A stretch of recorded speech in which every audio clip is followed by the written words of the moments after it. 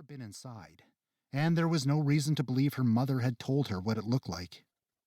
My father, Frederick, and I built the house in 1983. 35 years goes by fast, faster than the Penobscot River in spring with all that water and ice. I don't know if I can call it a house. It's only 500 square feet, but this place, while small on the outside, feels big on the inside. There's the living room and kitchen, which are connected and form one room.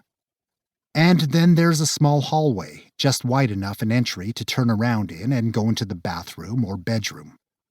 The doors to those rooms open inward, but if you open the door to the hallway closet too wide, it will catch the light bulb hanging above that space. Over the years, it filled with boxes whose contents I'd forgotten. And the gun, a pump 22 Frederick gave me when I was a boy. Frederick and I built the small house 3 years after the Maine Indian Claims Settlement Act was passed. Frederick was strongly against the act and spent a great deal of time with the tribal council trying to persuade them to go after a better deal, as well as a great amount of time laying out his frustrations for my mother and me during dinner. The act, when passed by Congress, had restored to the tribe its inherent sovereignty, so they could make and pass laws. While the white folks who had owned land prior to the act could remain, as well as those who had married in, one of the first laws the tribe passed concerned non-natives. Anyone who wasn't native at all had no right to live on the reservation.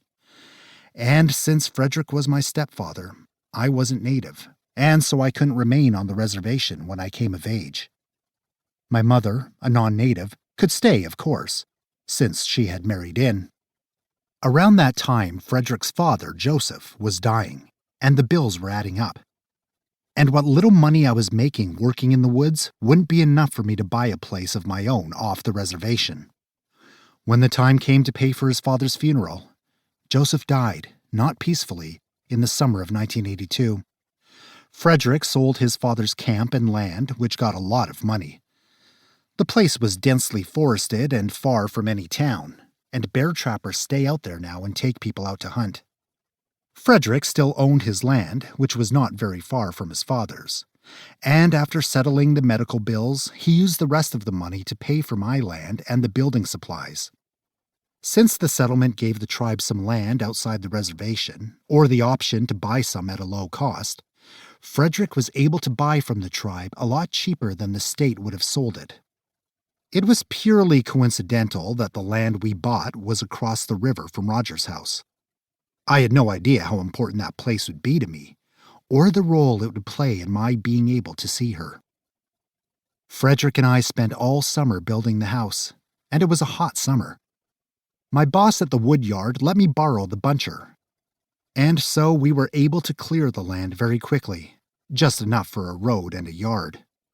We laid the cement and put up all the walls with a good quality chipboard, and we stuffed the walls with insulation, which we stapled, and we laid all the floors with a cheap linoleum, except in the bedroom, which is carpeted.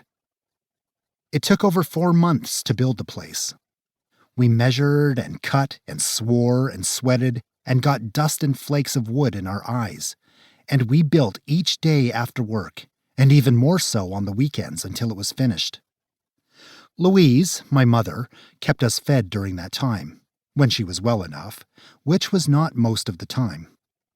She suffered terrible bouts of depression, which she always would. It was 3.5 decades since we'd built the house, and I'd yet to put trim up or even hang a picture. Who did I have to frame? I'd stopped saying I'd get to it. As soon as it was built, Frederick signed the land over to me, and for a number of years until he died, I gave him as much money as I could spare to help pay for what he'd put into this place, what he had given me.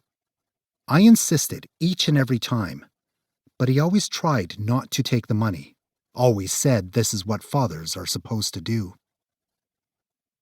We met once when she was 3. For a few years after she was born, her mother used to visit me. It was always the same routine: park way down the dirt road and walk through the woods to the back of my house and crawl in through the window. She used to give me news about our child, the only one Mary would ever have, but sometimes she just showed up and gave me nothing but her company.